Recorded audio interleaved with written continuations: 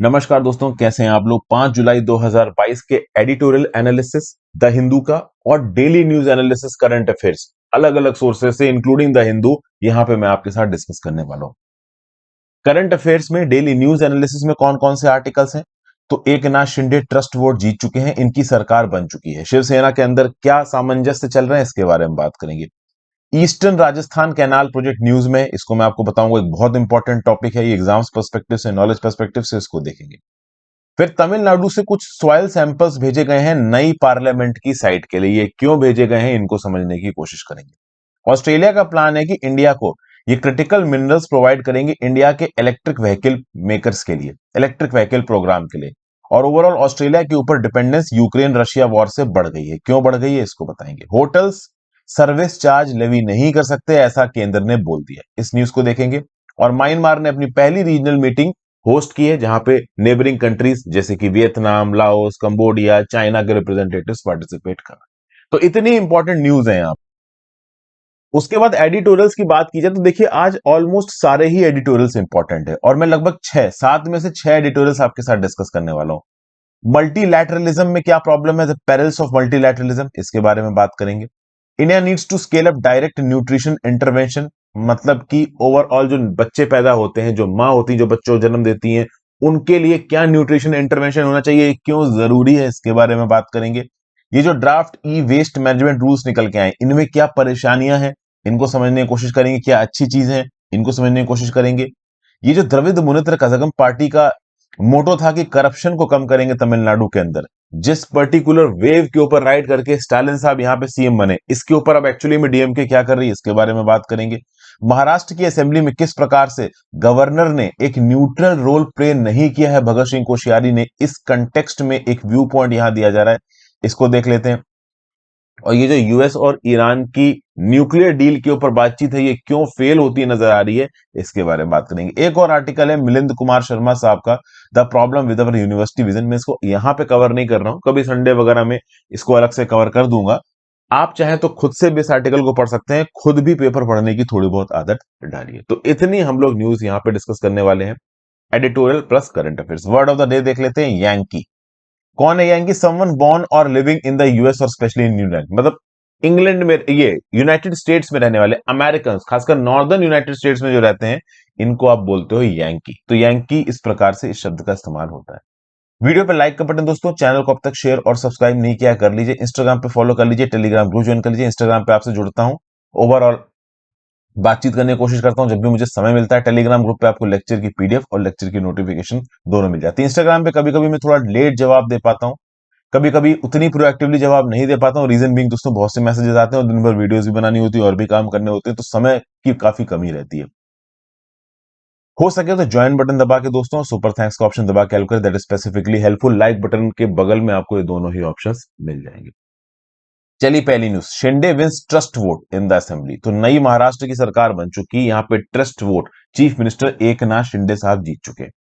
ये और इनके साथ जो एमएलएज हैं, उन्होंने शिवसेना जीते बिना ही, मतलब शिवसेना छोड़े बिना ही सरकार यहां पे बना ली। और at the same point of time वो भी बोल रहे हैं कि हम शिवसेना के ही हैं, हम किसी और के नहीं है। जो कि एक्चुअली में जो पूर्व चीफ मिनिस्टर है उद्धव ठाकरे साहब, उनका ये बोलना है कि जो नए एमएलएज ने सरकार बनाई है, दे आर नॉट शिवसेना। तो इसके कंटेक्स्ट में एक नाथ शिंदे साहब बोल रहे हैं कि नहीं भाई, हम शिवसेना ही है। तो बेसिकली यहां पे एक क्लेम है शिवसेना पार्टी की लीडरशिप की तरफ, वो क्लेम उद्धव ठाकरे साहब के पास है या एकनाथ शिंदे जी के पास। तो अभी के लिए एकनाथ शिंदे जी के फेवर में नजर आ रहा है, चूंकि ये सीएम बन चुके हैं। जब ट्रस्ट वोट हुआ तो 164 एमएलएज ने ओवरऑल एकनाथ शिंदे के सीएम बनने के फेवर में वोट किया, 99 ने अगेंस्ट वोट किया। 7 कांग्रेस के एमएलए और 2 एनसीपी के एमएलए सही समय पे पहुंच ही नहीं पाए। चूंकि हुआ ये एक्चुअली में कि जो former chief minister Ashok Chavan और कुछ और एब्सेंटीज थे, वो जब पहुंचे तो असेंबली के दरवाजे बंद हो चुके थे। बाद में उन्होंने बोला कि हम तो ट्रैफिक में फंस गए थे, जब तक हम आए तब तक असेंबली के दरवाजे बंद हो चुके थे, तो हम वोट नहीं डाल पाए। खैर, उनके आने से कोई खास फर्क पड़ता नहीं, क्योंकि जिस हिसाब से 164, देखिए 228 की तो पूरी स्ट्रेंथ है, 288 की, 288 की, उसमें से 164 अगर फेवर में चले गए हैं एकनाथ शिंदे के, तो वो बाकी जो एब्सेंट थे वो आ भी जाते तो ज्यादा कुछ होने वाला यहाँ था नहीं। तो ये पॉलिटिकल ड्रामा का एंड होता नजर आ रहा है। मिस्टर एकनाथ शिंदे मुंबई छोड़ के चले गए थे 20 जून को। पहले वो सूरत गए, उसके बाद गुवाहाटी गए, उसके बाद गोवा गए, फाइनली वो वापस आ चुके हैं मुंबई के अंदर। उद्धव ठाकरे साहब ने फ्लोर टेस्ट से पहले यहाँ पे रिजाइन कर दिया है। ओवरऑल यहाँ पे चीफ मिनिस्टर बन चुके हैं कौन? एकनाथ शिंदे। अब ओवरऑल ऐसा बताया जा रहा है कि भगत सिंह कोश्यारी जो कि गवर्नर है, इनका एक न्यूट्रल रोल नहीं रहा है। यहां पे आप कह लो कि एक इंक्लिनेशन दिखाया है भगत सिंह कोश्यारी ने एकनाथ शिंदे जी की तरफ। क्यों? क्योंकि 17 महीने से स्पीकर की कुर्सी खाली पड़ी थी, और जैसे ही ये नए एकनाथ शिंदे सीएम बने, 2 दिन के अंदर नए स्पीकर अपॉइंट हो गए। तो ऐसा क्या था कि पिछले 17 महीने से स्पीकर की कुर्सी नहीं भर पा रही थी, और बिल्कुल 2 दिन के अंदर स्पीकर की कुर्सी भर गई। 17 महीने से भगत सिंह कोश्यारी जी को टाइम नहीं मिला स्पीकर, या फिर टाइम क्या नहीं मिला, स्पीकर के इलेक्शन के डेट का अपॉइंटमेंट नहीं मिला गवर्नर साहब की तरफ से, और एकनाथ शिंदे जी के अपॉइंट होने के 2 दिन के अंदर मिल गया। ये एडिटोरियल में आज एक व्यू पॉइंट दिया हुआ है, इस व्यू पॉइंट को भी हम लोग यहाँ पे समझने की कोशिश करेंगे। फ्लोर टेस्ट क्या होता है? ट्रस्ट वोट क्या होता है? ट्रस्ट वोट बेसिकली कि जब स्टेट लेजिस्लेटिव असेंबली या लोकसभा में ट्रस्ट वोट होता है, मतलब कि जो टोटल मेंबरशिप है उस पर्टिकुलर हाउस की, उसका आधा +1, मतलब ओवरऑल जितनी मेंबरशिप है 288 है, 288 का आधा 144 +1, तो जिसके पास भी 145 की मेजोरिटी होगी वो जीत जाएगा। लेकिन ट्रस्ट वोट वाले दिन मान लीजिए 288 में से केवल 280 एमएलए प्रेजेंट है, तो 280 का आधा 140 +1, 141 की जरूरत है ट्रस्ट वोट जीतने के लिए। तो जितने प्रेसिडेंट हैं उनका आधा +1 की यहां पे बात होगी जब बात आएगी फ्लोर टेस्ट की या फिर ट्रस्ट वोट की। एक होता है composite floor test. Composite floor test में क्या होता है कि जब किसी एक पर्टिकुलर ग्रुप के पास ओवरऑल मेजोरिटी प्रूव करने का हिसाब ना हो तो कंपोजिट फ्लोर टेस्ट होता है। मतलब कि एक कॉलिशन यहां पे सरकार बना रहा है, उस कॉलिशन में अलग अलग पॉलिटिकल पार्टी हैं, जहां जैसे महाविकास अघाड़ी था, अभी भी यही हाल है, शिवसेना के कुछ एमएलए प्लस बीजेपी ने मिलकर बनाए, तो एक प्रकार का कंपोजिट फ्लोर टेस्ट हुआ जहां पे अलग अलग पॉलिटिकल पार्टीज के मेंबर्स ने मिलकर सरकार बनाई। यस पेपर 2 स्टेट लेजिस्लेचर में न्यूज आपको काम आएगी। अगली न्यूज है सेंट्रल कंज्यूमर प्रोटेक्शन अथॉरिटी ने यहाँ पे गाइडलाइंस इशू की हैं कि भाई होटल्स और रेस्टोरेंट्स कस्टमर्स के ऊपर सर्विस चार्ज लेवी नहीं कर सकते। बेसिकली फूड बिल के ऊपर जो सर्विस चार्ज लेवी किया जाता है वो आप नहीं कर सकते। इसके बारे में विनीत सर ने एक काफी अच्छी वीडियो बनाई है, what is the service charge levied by restaurants on customers. Okay, इसके रिस्पेक्ट में यहाँ पे एक बिल की कॉपी भी है, इसमें आपको नजर आ रहा है सर्विस चार्ज 10%। मतलब कि अगर मान लीजिए यहाँ पे 6,770 का खाना खाया गया, तो इसका लगभग 10%, 676 या 677 यहाँ पे सर्विस चार्ज ले लिया गया। सर्विस चार्ज मतलब कि ओवरऑल वेटर वगैरह को हम लोग सैलरी देते हैं, आपकी प्लेट वगैरह साफ करना, तो इस सर्विस का पैसा दे रहे हो। मतलब फिर आप बोलोगे सर फिर वो खाने का पैसा क्या है? तो जैसे दाल मखनी 200 रुपए की, आपका ये आलू की सब्जी 150 रुपए की, चिकन का वो टिक्का ले लीजिए 350 रुपए का, तो ये तो सिर्फ खाने का पैसा है। इस खाने को सर्व करने का, बर्तन वगैरह साफ करने का, प्रॉपर्टी को मैनेज करने का, ये सब खर्चे आ जाते हैं सर्विस चार्ज के अंदर। तो होटल्स और रेस्टोरेंट्स ये जो सर्विस चार्ज फूड बिल में मिला देते थे, इसके अगेंस्ट बहुत सारे कस्टमर्स ने लड़ा किया कि भाई ये आप क्यों कर रहे हो। तो होटल ने बोला कि देखिए, जब आप होटल में एंट्री मारते हो तो सामने हम पर्ची लगा के रखते हैं कि सर्विस चार्ज एप्लीकेबल है, अगर आपको सर्विस चार्ज नहीं देना है तो आप खाना मत खाइए। अब इस कंटेस्ट में बहुत सी कंप्लेंट्स पहुंची केंद्र की सरकार के पास, सेंट्रल कंज्यूमर प्रोटेक्शन अथॉरिटी के पास, और रिसेंटली यहां पे गाइडलाइंस इशू की गई थी, होटल और रेस्टोरेंट सर्विस चार्ज नहीं कर सकते। और अगर किसी कंज्यूमर को पता चलता है कि रेस्टोरेंट सर्विस चार्ज कर रहा है, तो नेशनल कंज्यूमर हेल्पलाइन को कंप्लेन की जा सकती है, कंज्यूमर कमीशन को कंप्लेन की जा सकती है, डिस्ट्रिक्ट कलेक्टर को कंप्लेन की जा सकती है। एक ऑनलाइन पोर्टल भी लॉन्च किया गया इसके लिए, उस ऑनलाइन पोर्टल का नाम क्या है नीचे कमेंट बॉक्स में बताओ, मैंने उसको यहाँ पे लिखा नहीं है इंटेंशनली। अब सर्विस चार्ज देना एक कंज्यूमर के डिस्क्रिप्शन पे है, अगर कंज्यूमर चाहे तो दे, चाहे तो ना दे। होटल वाले स्टाफ ने अगर बिल में जोड़ा है तो कंज्यूमर बोल सकता है कि इसको बिल से वापस हटाओ, ठीक है ना, और अगर नहीं हटाता है तो कंप्लेन भी हो सकती है यहाँ पे ओवरऑल इस होटल की। और होटल वाले पता है क्या करते थे? होटल वाले जैसे मान लो बिल आया 1,000 रुपए का, उसमें सर्विस चार्ज जोड़ दिया 100 रुपए, अब इस 100 रुपए के ऊपर भी जीएसटी ले लेते थे और बोलते थे कि भाई हम तो सरकार को जीएसटी दे रहे हैं, आपको प्रॉब्लम क्या है? सरकार ने बोला नहीं भाई, ये नहीं चल पाएगा। अगर आपको सर्विस चार्ज करना है, ओवरऑल जो भी आपके सर्विस चार्ज में आप कह रहे हो कि वेटर को हायर किया, टेबल वगैरह साफ की, बर्तन साफ करवाए, तो ओवरऑल इस सर्विस चार्ज का पैसा आप खाने के बिल में बढ़ा दो। तो अगर आप 150 रुपए की दाल मखनी दे रहे थे तो उसको 185 रुपए ही कर दो, या 200 रुपए ही कर दो, उससे हमें कोई प्रॉब्लम नहीं। आप खाने का दाम बढ़ा दो और अपने सर्विस चार्ज को उसमें कॉम्पनसेट कर लो। मतलब बेसिकली सरकार यहाँ पे बोल रही है अलग से सर्विस चार्ज आप चार्ज नहीं करोगे, आप खाने का जो दाम है वो थोड़ा बहुत बढ़ा सकते हो। लेकिन खाने का जब दाम बढ़ता है तो ओवरऑल होटल की कॉम्पिटिटिवनेस गिर जाती है। आसपास के कॉम्पिटिटिव रेस्टोरेंट्स में लोग जाके खाने पीने लगते हैं, हालांकि कस्टमर की जेब पे उतना ही पैसा आता है।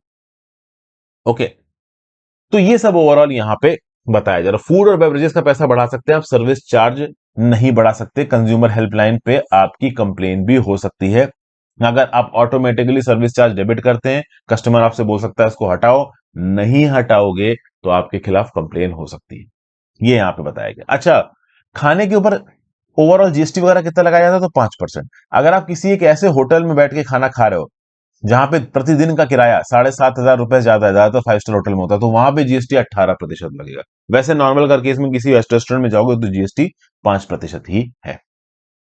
ठीक है भाई। और सर्विस चार्ज 5 से 15% होता है, हालांकि अब सर्विस चार्ज है ही नहीं। Okay, GS paper 2, government policies and intervention और कंज्यूमर प्रोटेक्शन में न्यूज आपको काम आएगी।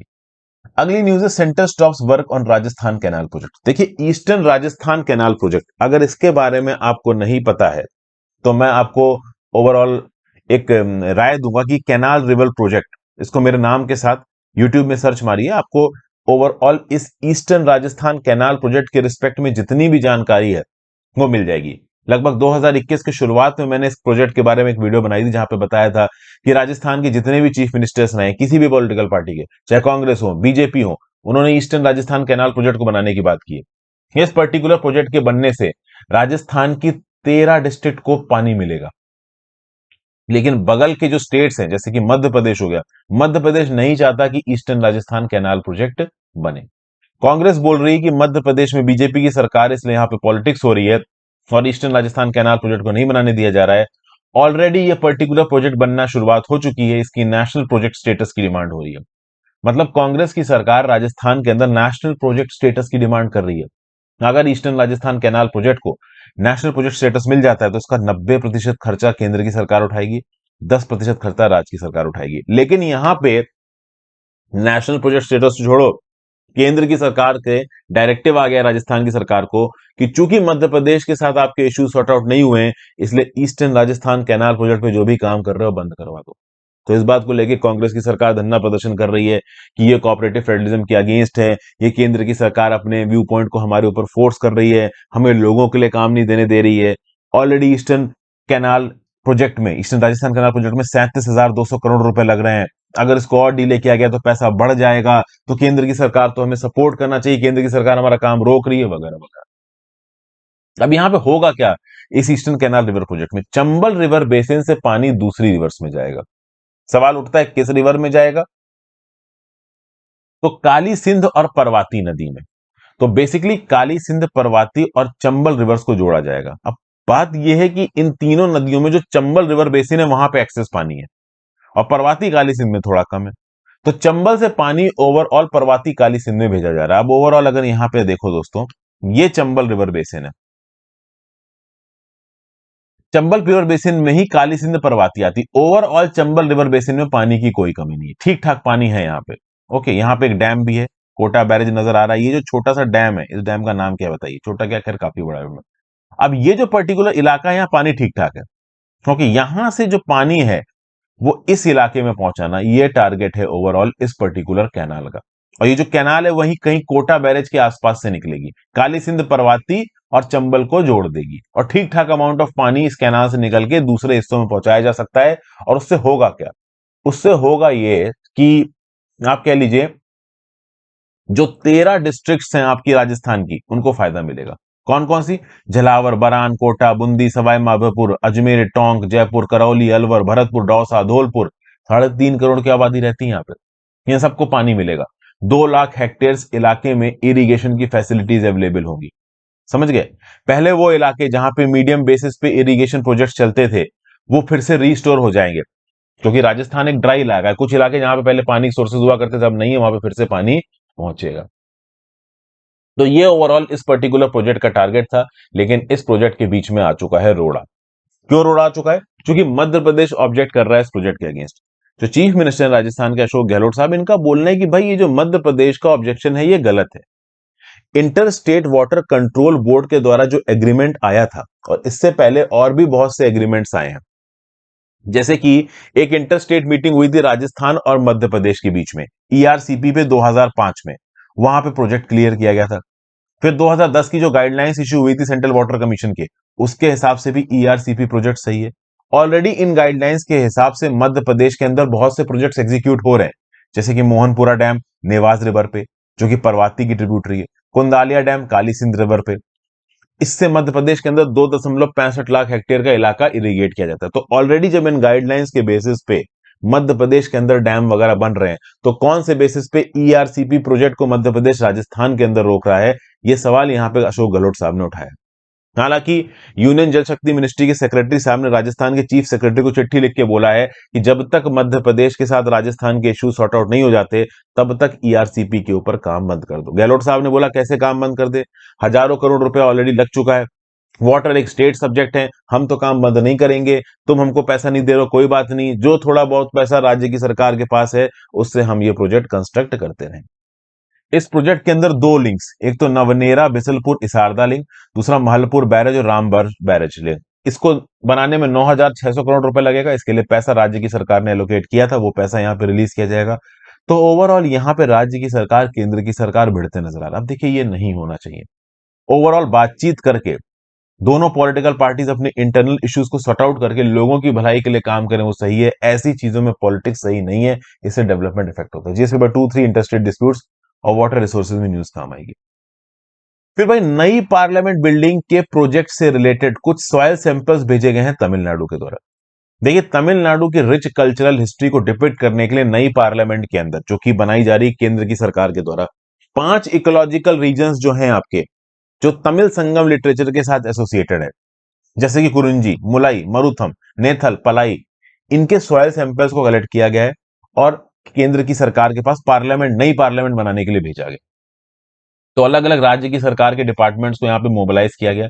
तमिलनाडु में जो तमिल संगम लिटरेचर से रिलेटेड इलाके हैं, वहां के सॉइल सैंपल्स को इकट्ठा किया गया, ठीक है ना। इन सॉइल सैंपल से प्लेस ऑफ ओरिजिन, उनके जियोलॉजिकल फीचर्स, हिस्टोरिकल इंपोर्टेंस की जो जानकारी है वो भी भेजी गई है, और इसको ऑब्वियस सी बात है नई पार्लियामेंट में डिस्प्ले किया जाएगा।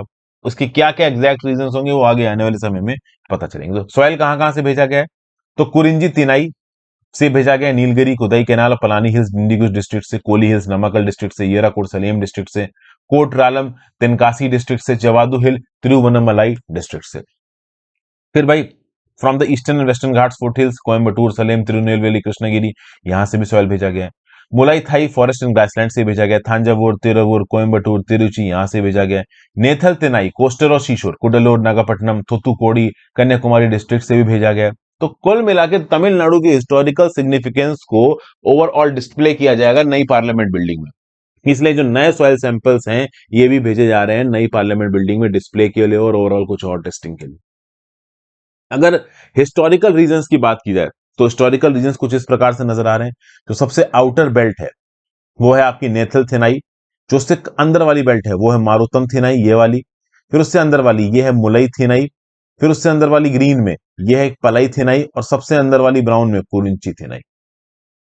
ठीक है भाई, ये तमिल संगम लिटरेचर में इस प्रकार से इलाके को डिस्प्ले किया गया है। जीएस पेपर इन ज्योग्राफी में पर्टिकुलर न्यूज आपको काम आएगी। फिर ऑस्ट्रेलिया ने डिसाइड किया है कि ये मिनरल्स प्रोवाइड करेंगे इंडिया के इलेक्ट्रिक व्हीकल मेकर्स को। तो भैया इंडिया के इलेक्ट्रिक व्हीकल्स के लिए जो क्रिटिकल मिनरल्स चाहिए वो ऑस्ट्रेलिया प्रोवाइड करेगा। इंडिया के सोलर पावर प्रोजेक्ट्स के लिए जो क्रिटिकल मिनरल्स चाहिए और दूसरे स्ट्रेटेजिक इलाकों में जो क्रिटिकल मिनरल्स चाहिए इंडिया को, वो ऑस्ट्रेलिया देगा, ऐसा बोला है कैनबरा के minister of resources ministers of northern Australia Madeline King साहब ने। क्या है कि इस समय पे इंडिया के मिनिस्टर फॉर पार्लियामेंट्री अफेयर्स कोलन माइस प्रहलाद जोशी जी ये गए हैं ऑस्ट्रेलिया में। तो यहां पे ऑस्ट्रेलिया ने बोला कि $5.8 मिलियन का आप कह लो जो असिस्टेंस है, 5.8 ऑस्ट्रेलियन डॉलर्स का, ठीक है ना। ये 3 साल की India Australia critical minerals investment partnership में ऑस्ट्रेलिया इंडिया को प्रोवाइड करेगा, ठीक है ना भाई। ऑस्ट्रेलिया के पास वो रिसोर्सेज हैं जिससे इंडिया अपने एमिशंस को कम कर सकता है, क्रूशियल मिनरल्स की रिक्वायरमेंट को पूरा कर सकता है, जो कि इंडिया और स्पेस की डिफेंस मिनिस्ट्री में लगेंगे, स्पेस और डिफेंस इंडस्ट्रीज में। इंडिया को सोलर पैनल बनाने हैं, बैटरीज बनानी, इलेक्ट्रिकल व्हीकल्स बनानी है, इसके लिए क्रिटिकल मिनरल्स ऑस्ट्रेलिया प्रोवाइड करेगा। और ये इंडिया के लिए भी फेवर में, क्योंकि रिसेंटली क्या हुआ है कि यूक्रेन और जो रशिया का वॉर हुआ है, यूक्रेन का जो डॉनबास इलाका है जिसमें डोनेट्स लुहांस आते हैं, इस डॉनबास इलाके में अच्छे खासे मिनरल कंटेंट पाए जाते हैं, माइनिंग बहुत। आप सोचिए व्लादिमीर पुतिन पागल तो ही ना है जो इतना जंग लड़ रहा है, उसको पता है जो डॉनबास का इलाका यहाँ पे इतने क्रिटिकल मिनरल्स है कि आगे आने वाले समय में रशिया को बहुत इकोनॉमिक एडवांटेज होने वाला है इस इलाके के ऊपर कब्जा करके, तभी तो इतनी जंग लड़ रहा है पुतिन यहां पे।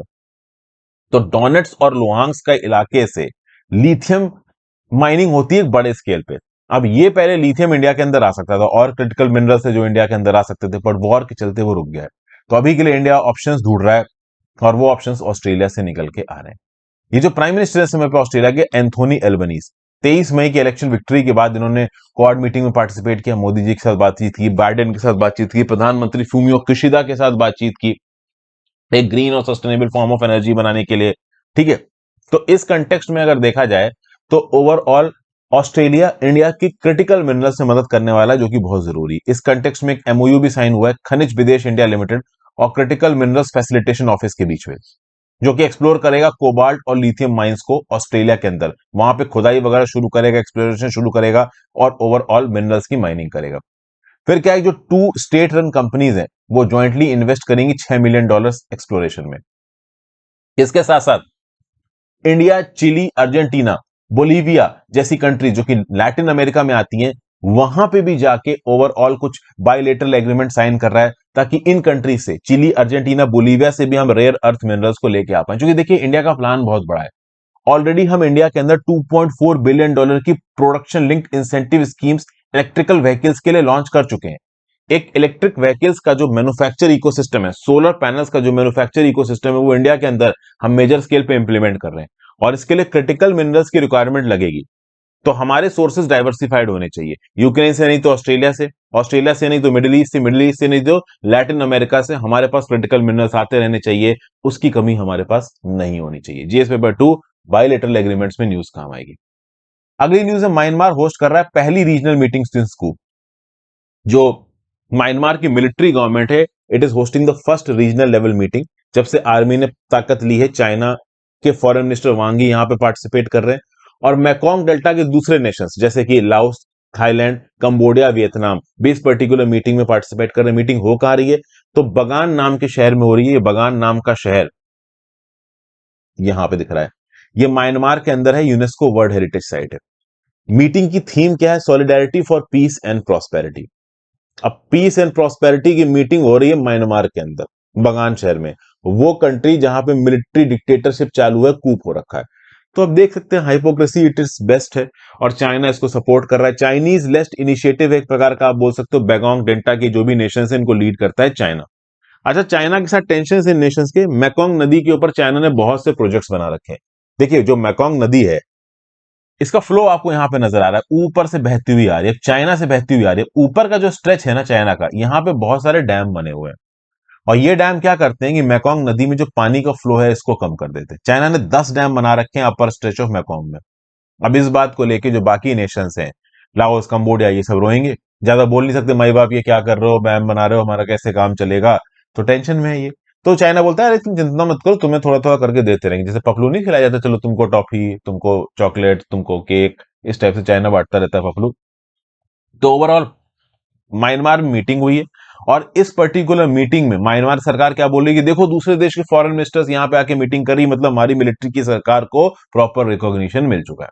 और ये तो बात बिल्कुल सही है कि देखिए चाइना बैक एंड से म्यांमार के मिलिट्री टेक ओवर को सपोर्ट कर रहा है। चाइना खुद एक ऑटोक्रेसी है, खुद एक डिक्टेटरशिप है, तो म्यांमार के अंदर अगर डिक्टेटरशिप आएगी तो वो आइडियोलॉजिकली चाइना के साथ मैच करेगा।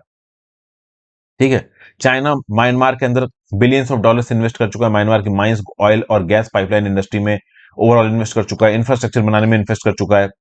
और ओवरऑल देखा जाए तो म्यांमार का मेजर आर्म सप्लायर है चाइना।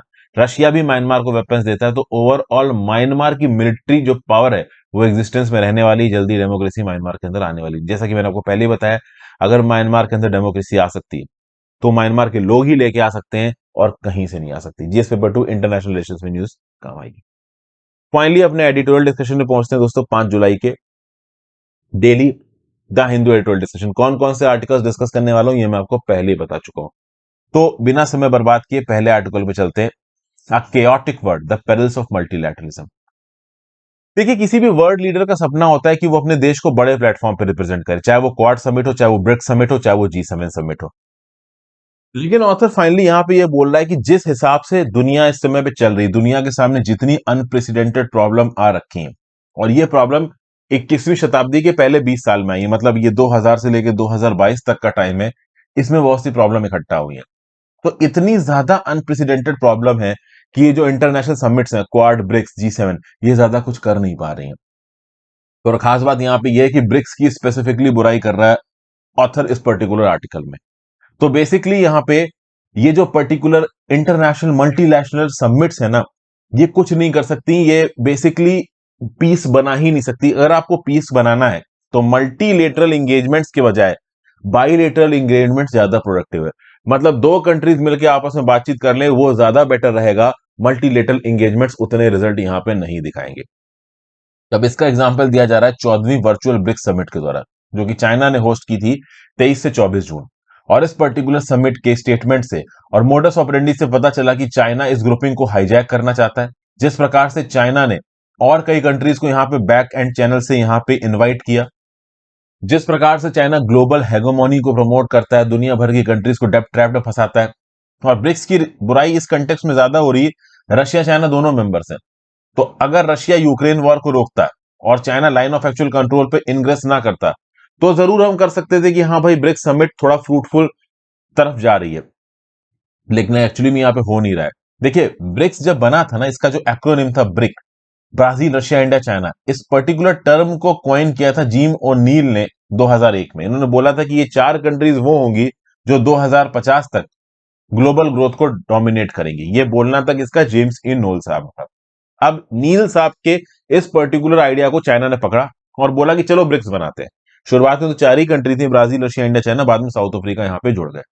तो ये जो ब्रेटन वुड इंस्टीट्यूशंस बने थे, IMF, वर्ल्ड बैंक, इनके काउंटर सिस्टम को बनाने के लिए यहाँ पे ब्रिक्स की स्थापना की। चाइना ने एक बड़ा इनिशिएटिव लिया था, यहाँ पे इंडिया ने भी ओवरऑल सपोर्ट किया था। अब ये जो ब्रिक्स है, इसमें दो तो परमानेंट मेंबर्स है सिक्योरिटी काउंसिल के, रशिया और चाइना। बाकी तीन एस्पायरिंग मेंबर्स हैं। तो अब एक ऐसा प्लेटफॉर्म बन गया जहां पे दो कार्निवोर्स हैं और तीन अर्वीवोर है। कार्निवोर जो कि मीट खाते हैं, अर्वीवोर जो कि सिर्फ प्लांट वगैरह खाते हैं, जानवर। तो ये जो ब्रिक्स अरेंजमेंट था, इसमें बहुत अच्छी अच्छी चीजें थी, जैसे new development bank, BRICS contingency reserve arrangement और सेक्टर्स में कॉपरेशन। बट ओवरऑल कहीं ना कहीं ब्रिक्स के मैकेनिज्म को चाइना हाईजैक कर रहा है। रशिया पहले एक इफेक्टिव, आप कह लो, डेटरेंट था। रशिया एक ऐसा पार्टनर था जो कि इंडिया के हित में बोला करता था। लेकिन जब से ये यूक्रेन वॉर शुरू हुआ है, तब से ओवरऑल रशिया के पास ऑप्शन नहीं बचा है चाइना के फेवर में बोलने के बजाय। याद करिए, जब 1962 की जंग हुई थी, उस समय पे भी रशिया ने इंडिया के सपोर्ट में ज्यादा कुछ नहीं बोला था, एंटी चाइना स्टेटमेंट्स नहीं दिए थे। और खास बात यह है कि जब भी ये तीन कंट्रीज, खासकर इंडिया, ब्राजील और south Africa, United nation security council की परमानेंट सीट की डिमांड करती थी, कि साउथ अफ्रीका तो अभी रेस में है नहीं, लेकिन इंडिया, ब्राजील, जापान बहुत हद तक है, जर्मनी भी बहुत हद तक है, तो भी ओवरऑल ये चाइना और रशिया बहुत इंटरेस्ट नहीं दिखाते। रशिया शुरू में बहुत इंटरेस्टेड था इंडिया को एक परमानेंट मेंबर बनाने का सिक्योरिटी काउंसिल में, बट चाइना जैसी कंट्रीज जब तक वहां बैठी हैं, वो परमानेंट मेंबर बनने नहीं देंगी। तो ब्रिक्स का जो समिट है, ओवरऑल इसकी इंपॉर्टेंस को बहुत कम कर दिया गया है। गलवान वैली में जो ब्लडशेड हुआ, लाइन ऑफ एक्चुअल कंट्रोल में जो भी यहां पे स्टैंड ऑफ हुआ है, और इंडिया की टेरिटरी में चाइना घुस के बैठा है, इससे इरिवर्सिबली डैमेज हो गए इंडिया चाइना के रिलेशंस। एक ही तरीका है जिससे रिलेशन सही हो सकते हैं, अगर चाइना अपनी गलतियों को सुधारे, पीछे जाए। बट ऑब्वियस सी बात है, चाइना इस चीज में इंटरेस्टेड बिल्कुल भी यहां पे नजर नहीं आ रहा है। जिस प्रकार से सार्क के मैकेनिज्म पे पाकिस्तान ने ओवरऑल इंडिया के साथ किसी भी प्रकार के कॉपरेशन को रद्द करवा दिया, इंडिया पाकिस्तान अपनी रिवलरी को ही नहीं संभाल पाया, सार्क का इशू डिफंक्ट हो गया, उसी प्रकार से कहीं ब्रिक्स में भी ये इंडिया चाइना वाला इशू आगे आने वाले चीजों में, समय में चीजें गड़बड़ा ना कर दे। ये जो 750 वर्ड्स का ज्वाइंट स्टेटमेंट आया था ब्रिक्स का, इसमें पर्टिकुलरली रशिया और चाइना दोनों के स्टांस में कोई भी बदलाव नहीं है। रशिया अपने यूक्रेन जंग लड़ेगा, चाइना ओवरऑल इंडिया के प्रति एक एग्रेसिव स्टांस रखेगा, ओवरऑल डराएगा ताइवान को, और इन चीजों को रशिया चाइना आपस में सपोर्ट करेंगे, और आगे आने वाले समय में ब्रिक्स कोई फ्रूटफुल ऑब्जेक्टिव पूरा कर पाएगा, इस बात के चांसेस बहुत ही ज्यादा कम है। और चाइना ने अपनी जैसी 13 कंट्रीज को, जिसमें एक पाकिस्तान भी है, बैक एंड चैनल से यहां पे इंक्लूड करवा दिया ब्रिक्स की मेंबरशिप में। मतलब चाहता है चाइना की ब्रिक्स की मेंबरशिप एक्सपेंड हो, क्योंकि ऑब्वियस सी बात है, ब्रिक्स की मेंबरशिप एक्सपेंड होगी, उसमें एक ही डोमिनेंट पार्टनर होगा, चाइना। और अगर पाकिस्तान जैसी कंट्रीज आ जाती तो डेफिनेटली इंडिया की इंपॉर्टेंस ब्रिक्स में बहुत कम हो जाएगी। चाइना और पाकिस्तान ये दोनों इस बात को इंश्योर करेंगे। प्लस इंडिया का मूड था कि एशिया पैसिफिक इकोनॉमिक कॉर्पोरेशन में भी इंडिया पार्टिसिपेट करे। चाइना इसमें किसी भी प्रकार का कोई इंतुजियाज्म नहीं दिखा रहा है। ओके, चाइना ब्रिक्स को एक बेल्ट एंड रोड इनिशिएटिव के एक्सटेंशन की तरह बनाना चाहता है। जिस प्रकार से बेल्ट एंड रोड इनिशिएटिव से दुनिया भर की छोटी छोटी कंट्रीज को चाइना ने डेब्ट ट्रैप में फंसा दिया है, ब्रिक्स के थ्रू भी ओवरऑल अपने एम्बिट को, अपनी पहुंच को एक्सटेंड करने की कोशिश कर रहा है चाइना। श्रीलंका में जब फाइनेंशियल क्राइसिस आई, चाइना ने अपने हाथ सिकोड़ लिए। एक्चुअली में फाइनेंशियल क्राइसिस आने के बाद अगर किसी ने श्रीलंका की मदद की है तो बिलियंस ऑफ डॉलर्स की एड देके इंडिया ने यहां पे मदद की है। हालांकि इंडिया ने ग्रांट कम दिया है, पैसा दिया है लोन पे, लेकिन वो बहुत फेवरेबल टर्म्स पे दिया है, बहुत ही ट्रांसपेरेंट टर्म्स पे दिया है। चाइना के साथ नहीं, कि पता ही नहीं है कि चाइना किस इंटरेस्ट लोन पे श्रीलंका को पैसा दे रहा है। ओके, तो ये तो बात हुई ब्रिक्स की। G7 समिट की क्या बात हो रही? अभी रिसेंटली G7 समिट की मीटिंग हुई और मोदी जी को बुलाया गया।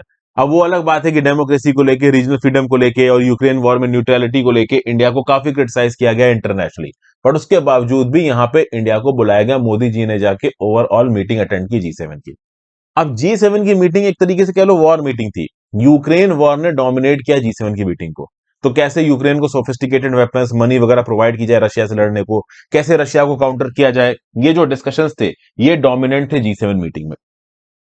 ओके, लेकिन मोदी जी ने कुछ और इश्यूज को भी यहां पे उठाया, कुछ वाइटल प्रोजेक्ट्स को यहां पे उठाया, जैसे कि ओवरऑल इकोनॉमिक सस्टेनेबिलिटी, ठीक है ना, डेब्ट ट्रैप का मुद्दा, दुनिया भर में एनर्जी कॉपरेशन को बढ़ाना, सप्लाई चेन्स की वल्नरेबिलिटी को पॉइंट आउट करना, सप्लाई चेन्स को इंश्योर करवाना। तो इन सब मुद्दों के ऊपर मोदी जी ने पॉइंट यहां पे उठाए। बट ओवरऑल G7 के जो डिस्कशंस थे वो किससे डोमिनेटेड थे? यूक्रेन वॉर के मुद्दे से डोमिनेटेड थे। तो कह सकते हो कि ब्रिक्स और G7 समिट ज्यादा कुछ अचीव नहीं कर पाई, जितना इंडिया की यूएई के साथ जो बायलेटरल मीट है वो अचीव कर पाई। जब G7 की मीटिंग से मोदी जी वापस लौट रहे थे तो उन्होंने यूनाइटेड अरब एमिरेट्स में कुछ घंटों का स्टॉप लिया और वहां पे जो यूएई के लेट प्रेसिडेंट हैं उनको कंडोलेंसेस दिए और ओवरऑल अभी के रूलिंग प्रेसिडेंट के साथ बातचीत की। और ओवरऑल ये कुछ घंटे की बायलेटरल मीटिंग का बड़ा ही जबरदस्त इंपैक्ट रहा। दोनों लीडर्स एक दूसरे के साथ गले मिलते नजर आए। तो ओवरऑल ये जो प्रॉफिट साहब को लेके कंट्रोवर्सी हुई थी, यहां पे भी आप कह सकते हो कि हमारे लीडर बायलेटरली इंगेज करके जो टेम्पर्स हैं उसको शांत करने की कोशिश कर रहे हैं, ओवरऑल चीजों को ग्राउंड लेवल पे सॉर्ट आउट करने की कोशिश कर रहे हैं, जो कि एक बहुत ही अच्छा स्टेप है। ये कुछ घंटे की मीट ने दिखा दिया कि ब्रिक्स और G7 में इंडिया ने जो कुछ अचीव किया उससे ज्यादा तो कुछ घंटे की मीटिंग में मोदी जी ने यूएई के साथ ज्यादा अचीव कर लिया। मतलब कि ऑथर ये कह रहा है multilateral engagements are not the नाम नाउ। मल्टीलेटरल इंगेजमेंट से बहुत कम अचीव होगा, जो मेजर चीज अचीव होगी वो बाइलेटरल इंगेजमेंट से होगी। टीपी श्रीनिवासन साहब फॉर्मर इंडियन एडमिनिस्ट्रेटर भी रह चुके हैं और मल्टीलेटरल डेमोक्रेसी में इनको काफी ज्ञान है। चलिए फिर बात करते हैं नेक्स्ट आर्टिकल की। India needs to scale up direct nutrition intervention, pre conception nutrition, maternal nutrition, child feeding practices in first 1000 days of the life need priority. क्या बताया जा रहा है भाई? इंडिया ने लॉन्च किया 75 एनिवर्सरी ऑफ इंडिपेंडेंस, सेलिब्रेशंस हो रहे हैं यहाँ पे। इंडिया ने साइंस में, टेक्नोलॉजी में, मेडिसिन में बहुत प्रोग्रेस की है। हमारी कंट्री के ancient traditional civilisational knowledge base बहुत ज्यादा बड़ा है, लेकिन उसके बावजूद भी कुछ परेशानियां हैं। क्या परेशानियां है? चाइल्ड न्यूट्रिशन एक बहुत बड़ी परेशानी है।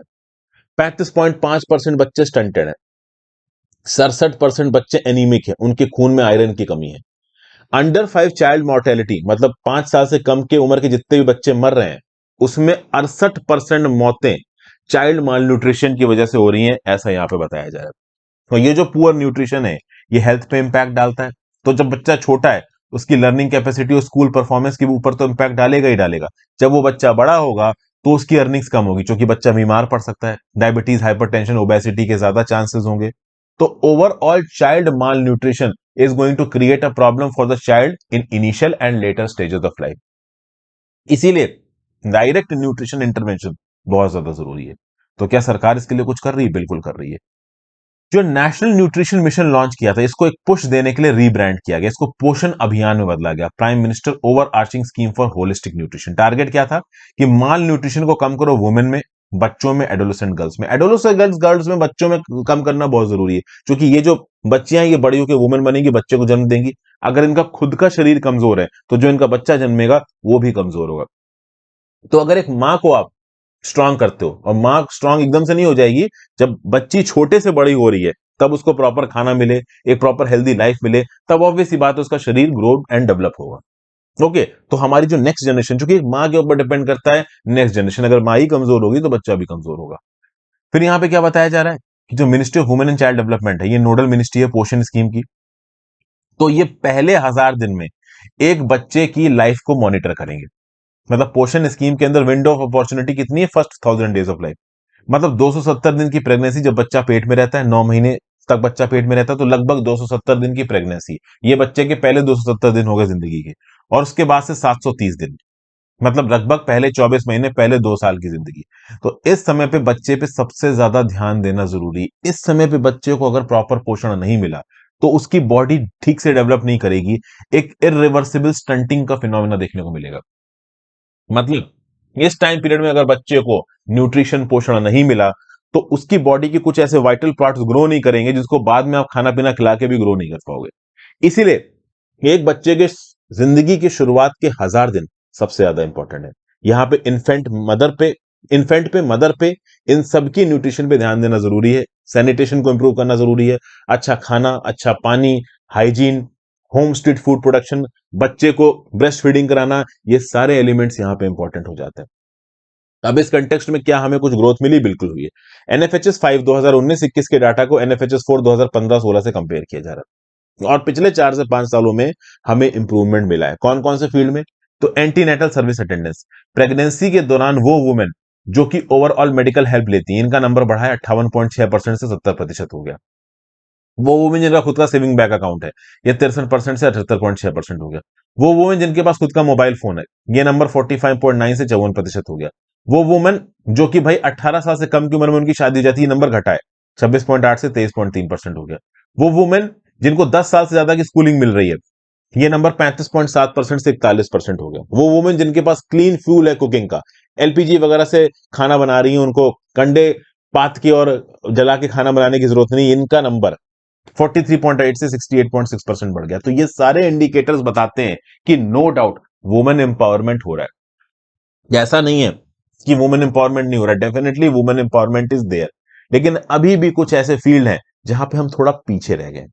जैसे कि for example pre conception nutrition, maternal nutrition, appropriate infant and child feeding, ये थोड़ा अभी इफेक्टिवली एड्रेस करना बाकी है। इंडिया में 20 से 30% अंडर न्यूट्रिशन है पहले 6 मंथ्स ऑफ लाइफ में। इसको ठीक करने की जरूरत है। बच्चा जब शुरू में जन्म लेता है ना, उसके पहले 3-4 महीने तो केवल मां का दूध पीता है। तो ब्रेस्ट फीडिंग की प्रैक्टिस प्रॉपर तरीके से इंडिया में इंप्लीमेंट नहीं की जा रही है। एक प्रोग्राम चलाया गया, अगर आपको याद हो, मां करके, मदर्स एब्सोल्यूट अफेक्शन, इस प्रोग्राम के अंदर ब्रेस्ट फीडिंग पे फोकस किया गया था भारत सरकार के द्वारा। भारत सरकार अलग अलग मेथोडोलॉजी से यह बता रही थी कि क्यों बच्चों को ब्रेस्ट फीडिंग कराना बहुत ज्यादा इंपॉर्टेंट है। समझ गए? तो एक्सक्लूसिव ब्रेस्ट फीडिंग पे फोकस करना, खासकर बच्चों की लाइफ के शुरुआत के कुछ महीने, ये बहुत ज्यादा जरूरी है। कुछ एविडेंस भी इकट्ठा किया गया centre for technology alternatives for rural areas के द्वारा, सटारा मुंबई के द्वारा। आईआईटी मुंबई की टीम ने यहां पे बताया कि प्रेग्नेंट वुमन को अगर आप प्रॉपर तरीके से ब्रेस्ट फीडिंग की काउंसलिंग दें, तो उनको ओवरऑल ब्रेस्ट फीडिंग के रिस्पेक्ट में बहुत सी जानकारियां मिलती हैं। वो अपने ओवरऑल, आप कह सकते हो, डेली लाइफ में अपने बच्चे की हेल्थ पे ध्यान दे पाती है। मतलब ब्रेस्ट फीडिंग से रिलेटेड अगर आप काउंसिल दोगे वुमन को, तो डेफिनेटली वुमन अपने बच्चों को ब्रेस्ट फीडिंग कराएंगी।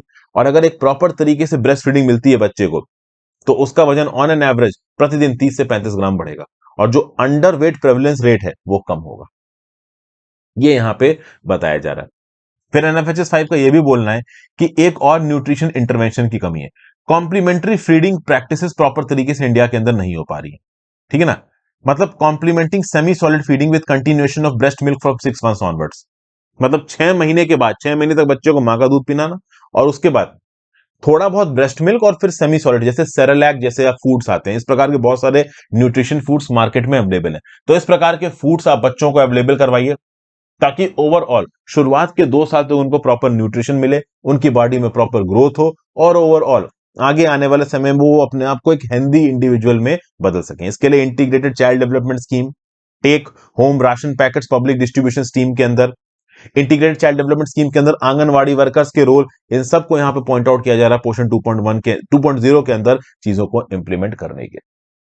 तो ये सब बातें डॉक्टर शैला सी वीर जी ने बताई हैं। ये पब्लिक हेल्थ न्यूट्रिशन एक्सपर्ट है। काफी अच्छे यहाँ पे हमें चीजें जानने को मिली हैं, जो कि मैंने आपके साथ डिस्कस की। आई होप आपको समझ में आ गया वो आर्टिकल। फिर बात करते हैं right intent confusing content, the core changes proposed by draft e waste management rules require careful deliberation. ये क्या बताया जा रहा है? देखिए, ई वेस्ट मैनेजमेंट और हैंडलिंग रूल्स को इंडिया में इंप्लीमेंट किया गया है। बेसिकली आप कह सकते हो कि ये पिछले कई सालों से इंप्लीमेंटेड है, एक डेकेड हो चुका है। और ये जो ई वेस्ट हैंडलिंग और मैनेजमेंट रूल्स है ना, इनमें अमेंडमेंट्स भी हुए। जैसे recently draft e waste management rules 2022 आए, मई 2022 में इनको पब्लिक कमेंट्स के लिए सर्कुलेट किया गया और बाद में इसको ओवरऑल ग्राउंड लेवल पे इंप्लीमेंट किया जाएगा। एक्सटेंडेड प्रोड्यूसर रिस्पॉन्सिबिलिटी की फ्रेमवर्क को स्ट्रॉन्ग करने के लिए ये पर्टिकुलर नियम कानून लाए जा रहे हैं। एक प्रकार से ई वेस्ट रिसाइकलिंग सर्टिफिकेट का मार्केट भी यहां पे इंट्रोड्यूस किया जा रहा है। अब टारगेट क्या है नए अमेंडमेंट रूल्स में? नए अमेंडमेंट रूल्स में कहा जा रहा है कि जितना भी ई वेस्ट प्रोड्यूस होता है, कम से कम 60% 2023 तक रिसाइकिल किया गया। मतलब कि जितना पहले क्या था, कलेक्शन टारगेट्स थे। पहले के ई वेस्ट हैंडलिंग रूल्स में कलेक्शन टारगेट थे। कलेक्शन टारगेट का मतलब क्या है कि जितना आप ओवरऑल प्रोड्यूस कर रहे हो उतना कलेक्ट करो, मतलब ज्यादा कलेक्ट करो आप ई वेस्ट को। तो ज्यादा कलेक्ट करोगे तो थोड़ा बहुत उसको रिसाइकिल भी करोगे। अब रिसाइकलिंग टारगेट है, जितना आप सामान प्रोड्यूस करते हो कभी ना कभी आपका ई वेस्ट में कन्वर्ट होगा, तो कंपनियों को यह इंश्योर करना है कि वो 60% अपना ई वेस्ट रिसाइकिल करें। तो एक अच्छी चीज यह है कि हम कलेक्शन रेट टारगेट से रिसाइकलिंग रेट टारगेट की तरफ जा रहे हैं, अच्छी बात है। लेकिन ऑथर ये बोल रहा है कि जिस प्रकार की स्कीमें बनाई जा रही है ग्राउंड लेवल पे प्रैक्टिकल नहीं है। ई वेस्ट रिसाइकलिंग के जो टारगेट्स यहां पे नजर आ रहे हैं वो अनरियलिस्टिक है। किस बेसिस पे अनरियलिस्टिक कहा जा रहा है? पहली बात तो जो लार्ज स्केल ई रिसाइकलिंग है इंडिया के अंदर, ई वेस्ट की रिसाइकलिंग, ये अभी भी इनफेंसी में, अभी भी अपने शुरुआती दौर में। ठीक है, क्या बताया जा रहा है? जितने भी वैल्यूएबल मटेरियल की रिसाइकलिंग होती है ना, वो इनफॉर्मल सेक्टर में होती है, इनएफिशिएंट और सेफ टेक्नोलॉजीज के साथ। तो पहली बात तो इस पर्टिकुलर ई वेस्ट की रिसाइकलिंग को रेगुलेट करने के लिए क्या कोई रेगुलेटर है हमारे मार्केट में? तो जवाब है नहीं, कोई रेगुलेटर नहीं है। प्रॉपर तरीके से एक रेगुलेटर नहीं है यहां पे। तो फॉर्मल सेक्टर में जो भी रजिस्टर्ड ई साइक्लर्स, ई वेस्ट को रिसाइकिल करने वाले लोग हैं, जो भी रजिस्टर्ड कलेक्टर्स हैं, डिसमेंटलर्स हैं, प्रोड्यूसर रिस्पॉन्सिबिलिटी ऑर्गेनाइजेशन है, किस प्रकार से काम करेंगे, इनका रेगुलेशन कैसे होगा, इसके लिए कोई प्रॉपर रेगुलेटरी फ्रेमवर्क बनाया नहीं गया है, पहली चीज। तो आप बिना रेगुलेटरी फ्रेमवर्क बनाए कैसे इंश्योर करोगे कि जो भी कंपनीज ई वेस्ट को प्रोसेस कर रही हैं, प्रोड्यूस कर रही हैं, वो कैसे काम कर रही हैं? You just can not check. पहली चीज तो ये निकल के आ रही है। दूसरा, जो इनफॉर्मल सेक्टर में ई वेस्ट प्रोड्यूस हो रहा है, इस इनफॉर्मल सेक्टर को फॉर्मल सेक्टर के साथ कैसे जोड़ा जाए? अब खास बात यह है कि जो भी ई वेस्ट मैनेजमेंट नियम आप बना रहे हो, वो कौन से बेसिस पे बना रहे हो? क्या एग्रीगेट बेसिस पे बना रहे हो या कंपोनेंट वाइज बना रहे हो? अब समझिए, दो चीजें हैं, ध्यान से सुनिएगा। एक है आपका एग्रीगेट वेट और एक है कंपोनेंट वाइज। एग्रीगेट वेट में क्या होगा कि ओवरऑल टारगेट दिया जाएगा कि इतना टन हमने जो ई वेस्ट है इसको हमने ई रिसाइकिल कर दिया। ठीक है ना, तो इतना टन ई वेस्ट। अब उसमें ई वेस्ट कोबाल्ट का है, लिथियम का है, किसका है, मॉलिब्डेनम का है, उसके ऊपर ध्यान नहीं दिया गया। टोटल इतना वजन हमने रिसाइकिल कर दिया। अब वो प्लास्टिक भी हो सकता है, वो कोई बड़ा मेजर माइनर अर्थ मटेरियल भी हो सकता है। दूसरा क्या है, कंपोनेंट वाइज रिसाइकलिंग, कि हाँ भाई कोबाल्ट इतना रिसाइकिल करना है, मॉलिब्डेनम इतना करना है, सिलिकॉन इतना करना है, लिथियम इतना करना है, ये कंपोनेंट वाइज हो गया। तो अगर aggregate wise, wait wise recycling के टारगेट्स यहां पे सरकार के द्वारा निकाले जाते हैं, तो ये जो रिसाइकलर्स हैं पता है क्या करेंगे? जिन चीजों में कम खर्चा लग रहा है, जैसे plastic waste recycling, copper recycling, glass recycling, इसमें लोग ज्यादा रिसाइकलिंग करेंगे, ये प्रॉफिटेबल भी ज्यादा है। तो जो इनएक्सपेंसिव रिसाइकलिंग है, जो ज्यादा प्रॉफिटेबल होती है, इसमें लोग ज्यादा पैसा लगाएंगे। और जो मेन रिसाइकलिंग होती है, जैसे कि रेयर अर्थ मटेरियल्स की रिसाइकलिंग, इनका एक बड़ा इन्वायरमेंटल फुटप्रिंट है। अगर इनको रिसाइकिल ना करो तो ये एनवायरमेंट को ज्यादा नुकसान पहुंचा सकते हैं, लेकिन अगर इनकी रिसाइकलिंग करोगे तो पैसा ज्यादा खत्म होगा। तो एग्रीगेट बेसिस पे अगर रिसाइकलिंग के टारगेट निकाले जाते हैं, तो सस्ती जो रिसाइकलिंग हो रही है, जिसका इन्वायरमेंटल फुटप्रिंट ज्यादा नहीं है, वो ज्यादा होगी, और जो मेन इन्वायरमेंटल फुटप्रिंट वाली रिसाइकलिंग है वो कम होगी। तो इसको सॉर्ट आउट करने के लिए क्या किया जा सकता है कि कंपोनेंट वाइज रिसाइकलिंग टारगेट दिए जा सकते हैं। लेकिन हमारा ओवरऑल जो रिसाइकलिंग इकोसिस्टम है इंडिया के अंदर, वो इतना इवॉल्व नहीं हुआ है कि हम कंपोनेंट वाइज रिसाइकलिंग टारगेट्स दे सके। तो ओवरऑल सिचुएशन ग्राउंड लेवल पे काफी खराब है। और इन सारे पॉइंट्स के ऊपर ये जो particular draft e waste management rules 2022 है, ये ज्यादा डिलिबरेट नहीं करते हैं। समझे बात को? प्लस एक स्टीयरिंग कमेटी यहां पे बनाई गई, डेफिनेटली स्टीयरिंग कमेटी बनाई गई जो कि इंप्लीमेंट करेगी, मॉनिटर करेगी, सुपरविजन करेगी। तो वही था ना कि कोई रेगुलेटर नहीं है, तो उस रेगुलेटर को आप स्टीयरिंग कमेटी बोल सकते हो, लेकिन स्टीयरिंग कमेटी के बनने में भी प्रॉब्लम है। पहली बात तो यह है कि ये स्टीयरिंग कमेटी रेगुलेशंस को किस प्रकार से इंप्लीमेंट करेगी। अभी तो देखो स्टीयरिंग कमेटी बनाई जा रही है, इस स्टीयरिंग कमेटी के चेयरमैन होंगे सीपीसीबी के चेयरमैन। ठीक है, इस स्टीयरिंग कमेटी में environment ministry, electronics IT ministry, producers और साइकिलर्स के जो एसोसिएशन उसके मेंबर्स होंगे, लेकिन सिविल सोसाइटी ऑर्गेनाइजेशन का कोई मेंबर नहीं, साइंस और एकेडमिया का कोई मेंबर नहीं है। जो सच में टेक्निकल बेसिस पे काम में गलती पॉइंट आउट कर सकता है, उसको मेंबरशिप दी नहीं है आपने यहाँ पे। तो कुल मिला के ये जो नए ड्राफ्ट ई वेस्ट रूल्स बनाए जा रहे हैं, जो इनमें अमेंडमेंट भी किए जा रहे हैं, डेफिनेटली ये step in the right direction है। बट ये बेस प्रॉब्लम को सॉर्ट आउट नहीं कर रहे हैं, ये प्रॉपर तरीके से फील्ड को रेगुलेट नहीं कर रहे हैं, ये प्रॉपर तरीके से टारगेट सेटअप नहीं कर रहे हैं, साइंटिफिक बेसिस पे यहाँ पे ओवरऑल इस फील्ड को परस्यू नहीं किया जा रहा है। ये रमन मोहन तुर्गा और कल्याण भास्कर ने पॉइंट आउट किया। दो, एक आईएम अहमदाबाद में, एक एक्सलराई जमशेदपुर में। आई होप आर्टिकल आपको समझ में आ गया हो।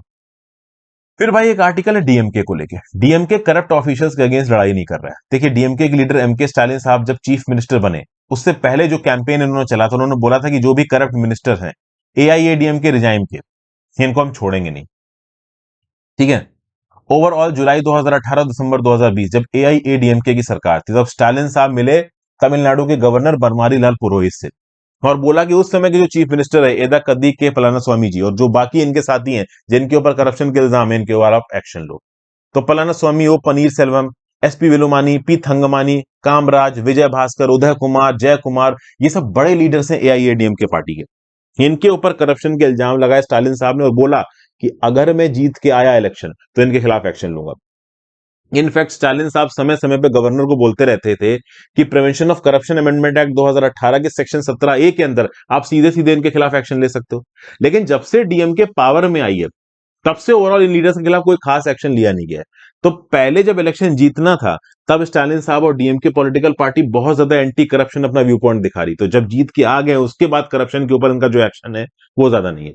जो directorate of vigilance and anti corruption है तमिलनाडु का, इसने 6 मिनिस्टर्स को थोड़ी बहुत इंक्वायरी जरूर की है, बट अभी तक किसी को यहां पे अरेस्ट नहीं किया गया है।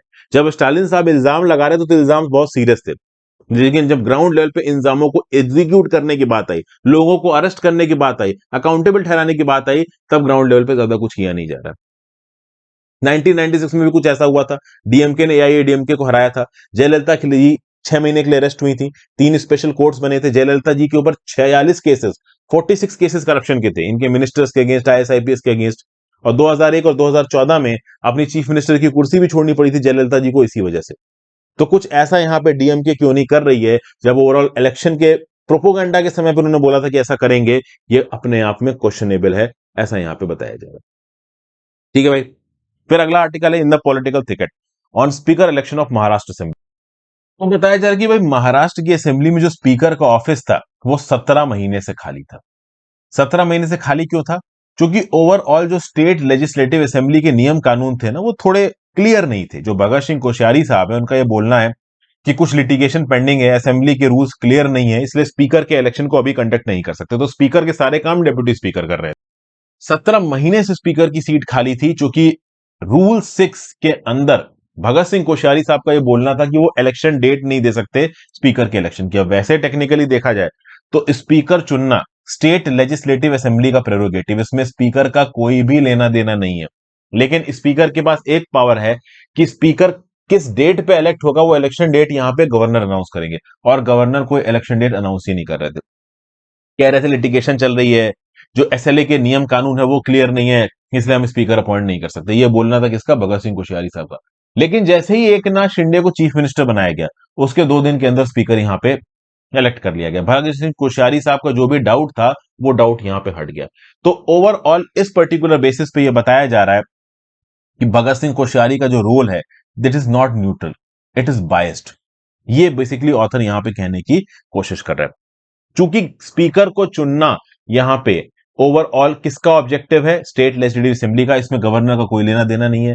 अगर council of ministers state legislative assembly के बोल रहे हैं कि आप स्पीकर की इलेक्शन डेट अनाउंस करो, तो गवर्नर को इलेक्शन डेट अनाउंस कर देनी चाहिए थी। यहां पे भगत सिंह कोश्यारी ने इलेक्शन डेट अनाउंस नहीं की, और अब एकदम से अनाउंस कर दी। 17 महीने से कोई स्पीकर नहीं था, अब एकदम से स्पीकर चुन के आ गया। मतलब बेसिकली ओवरऑल एकनाथ शिंदे जी की जो सरकार बनी है, ये बनी रहनी चाहिए, ऐसा भगत सिंह कोश्यारी भी चाह रहे हैं। और ये एक गवर्नर के पर्सपेक्टिव से बिल्कुल भी न्यूट्रल नहीं है। मतलब आज की डेट में राजभवन में जो भी गवर्नर्स बैठते हैं, वो अपने आप को बहुत ताकतवर फील कर रहे हैं। एक इस प्रकार का नोशन यहां पे दिया रहा है। देखिए, सीधे सीधे ऑथर ये कहने की कोशिश कर रहा है कि governor is being pro central party, pro BJP. ये यहां पे सीधे सीधे ऑथर कहने की कोशिश कर रहा है, लिख कहीं नहीं रहा है। ठीक है। तो अब ये सब चीजें हैं भाई, गवर्नर के रोल को लेकर अक्सर कर सवाल उठता है, चाहे आप वेस्ट बंगाल की बात करो, चाहे आप बात करो केरला की मोहम्मद आरिफ खान, चाहे आप बात करो आपकी ये तमिलनाडु की, हर जगह पे गवर्नर के रोल के ऊपर सवाल उठाया गया। तमिलनाडु में तो कल इनफैक्ट जो उनके एमपी हैं ए राजा साहब, उन्होंने ये तक बोल दिया कि हमें ऑटोनॉमी दो, नहीं तो हम देश से अलग हो जाएंगे। तो अपने आप में बड़े स्ट्रांग स्टेटमेंट्स निकल के आ रहे हैं। तो ये ओवरऑल जो इशू है, बड़ा इशू है। स्पीकर के इलेक्शन को लेके शुरुआत में कोई स्पीकर अपॉइंट करने की डेट तक नहीं दी, और एकदम से अब 2 दिन के अंदर स्पीकर अपॉइंट हो गया। Definitely it is the issue that should be discussed in detail, and there should be a neutral approach on point of the governor, जो कि यहां पे अनफॉर्चुनेटली निकल के नहीं आ रही। फिर next, US Iran direct talks on nuclear deal. भाई देखिए, ईरान की न्यूक्लियर डील साइन होगी ऐसा जोसेफ बाइडेन, जो कि प्रेसिडेंशियल कैंडिडेट थे, उन्होंने बोला था जब वो इलेक्शन लड़ रहे थे। हालांकि 1.5 साल हो चुका है इनको ऑफिस में आए हुए, अब तक ये ईरान न्यूक्लियर डील को रिवाइव नहीं कर पा रहे। काफी मुश्किल है ईरान न्यूक्लियर डील को रिवाइव करना। बैरक ओबामा बड़ी मुश्किल से 2015 में ईरान के साथ ये न्यूक्लियर डील साइन की थी। अब एक्चुअली में इस न्यूक्लियर डील को साइन करवाना बहुत मुश्किल है, क्योंकि क्या था, डोनाल्ड ट्रंप ने जब इस डील को कैंसिल किया 2015 में, तो डोनाल्ड ट्रंप को लगा कि ईरान झुक जाएगा सैंक्शंस के चलते और हमें थोड़े और कंसेशंस दे देगा। लेकिन ईरान ने अपने सेंट्रीफ्यूज में न्यूक्लियर फ्यूल का एनरिचमेंट करना शुरू कर दिया, वो झुका तो बिल्कुल नहीं। अब जब से जोसेफ बाइडेन आए, ईरान ने भी इंटरेस्ट दिखाया न्यूक्लियर डील के लिए, लेकिन ईरान अपने स्टांस में बिल्कुल स्टेड फास्ट है, वो बल्ज नहीं कर रहा है, नीचे झुक नहीं रहा है। और जोसेफ बाइडेन के डोमेस्टिक कंपल्शंस ऐसे हैं कि जोसेफ बाइडेन ज्यादा लीवे दे नहीं सकते। अगर जोसेफ बाइडेन अपनी तरफ से थोड़ा ज्यादा लीवे दे देते हैं, तो उनकी इंटरनेशनल स्टैंडिंग और अमेरिका के अंदर स्टैंडिंग कम पड़ जाएगी। जो रिपब्लिकन है डोनाल्ड ट्रंप, वो जिंदा खा जाएंगे जो बाइडेन को, कि देखो मैंने तो ईरान को कंट्रोल में किया था, तुम कुछ कर ही नहीं पा रहे। और इसराइल भी पीछे पड़ा रहेगा यूएसए के, क्योंकि Israel is very much anti Iran. तो इसीलिए बाइडेन एडमिनिस्ट्रेशन ने इस्लामिक रेवोल्यूशनरी गार्ड कॉर्प्स का टेररिस्ट डेजिग्नेशन नहीं हटाया।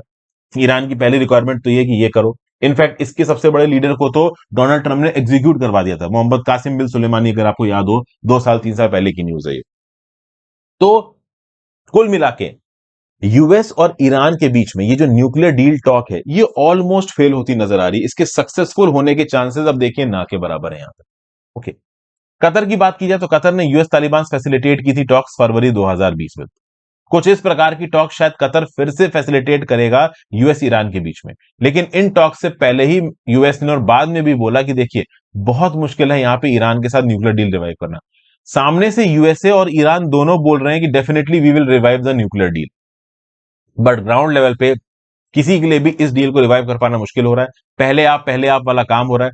ट्रंप जो बाइडेन बोल रहे हैं कि भाई आप ऐसा करिए। इस समय पे ईरान के अंदर वैसे भी कंजर्वेटिव गवर्नमेंट है, पहले हसन रोहानी की गवर्नमेंट थी, अब तो कंजर्वेटिव गवर्नमेंट आ रखी है। तो ये डील साइन होगी यूएस ईरान के बीच में, इसके चांसेस बहुत कम है। यूएसए कोशिश कर रहा है कि जो बाकी डील के मेंबर्स थे जेसीपीओए के, उनके साथ मिलकर कुछ बातचीत की जाए, कुछ ओवरऑल बीच का रास्ता निकाला जाए, बट काफी मुश्किल यहां पे हो रहा है। ऊपर से ये जो यूएस का अलाई है इजराइल, वो प्रॉक्सी वार्स में ईरान को नुकसान पहुंचाने की कोशिश कर रहा है। अगर आप बात करो सीरिया की, अगर आप बात करो लेबनान की, तो यहां से ईरान बैक ट्रूप्स इजराइल के ऊपर अटैक करते हैं, इजराइल पलट के इनके ऊपर अटैक करता है। तो कुल मिला के जो इजराइल वाला एंगल है, ये भी बहुत हद तक यूएसए वर्सेस ईरान की जो राइवलरी है, इसको जिंदा रखा। बैरक ओबामा ने इजराइल के प्रति अपना सपोर्ट बहुत कम कर दिया था, लेकिन डोनाल्ड ट्रंप ने बिल्कुल हद से ज्यादा इजराइल को सपोर्ट दिया। अब जो बाइडेन कहीं बीच का रास्ता ढूंढ रहे हैं, लेकिन इतनी मुश्किल कुर्सी पर बैठे हैं ना जो बाइडेन, कि बीच का रास्ता ढूंढ पाना ऐसी सिचुएशन में काफी मुश्किल हो जाता है। Thank you for watching friends. Video को लाइक शेयर कर दीजिएगा, इंस्टाग्राम पे फॉलो कर लीजिएगा, हो सके तो ज्वाइन सुपर थैंक्स का ऑप्शन दबाएं। आई होप आपको वीडियो